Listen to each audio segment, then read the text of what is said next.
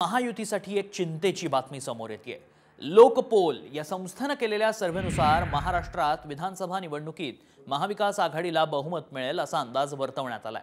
तर महायुतीला दुसऱ्या क्रमांकाच्या जागा मिळतील असा दावा लोकपोल या संस्थेने केल्याचं पाहायला मिळतंय।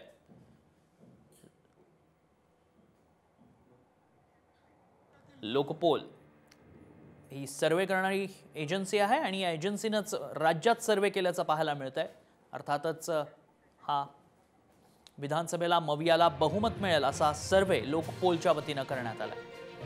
महायुती 115 ते 128 जागा, मविया 141 ते 154 जागा, इतर 5 ते 18 जागा। विदर्भात किती जागा मिळतील? एकूण जागा आहेत 62। महायुतीला त्यापैकी 15 ते 20 जागा अवघ्या मिळतील, तर मवियाला सगळ्यात जास्त जागा 40 ते 45 जागा विदर्भात मिळतील। उत्तर महाराष्ट्रात 47 एकूण जागा आहेत, महायुतीला त्यातील 20 ते 25 जागा मिळतील आणि मवियाला देखील काहीशा समान जागा मिळण्याची शक्यता या सर्वेमध्ये व्यक्त करण्यात येते। ठाणे कोकणमध्ये 39 जागा आहेत, त्यापैकी महायुतीला सर्वाधिक जागा मिळतील 25 ते 30 आणि मवियाला 5 ते 10 जागा इथं मिळतील।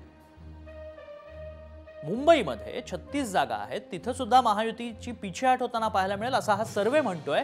10 ते 15 जागा महायुतीला मिळतील, तर मवियाला 20 ते 25 जागा मिळतील। पश्चिम महाराष्ट्र जागा आहेत 58, महायुतीला 20 ते 25 जागा, मवियाला 30 ते 35 जागा मिळतील असा अंदाज सर्वेतनं व्यक्त करण्यात आलाय।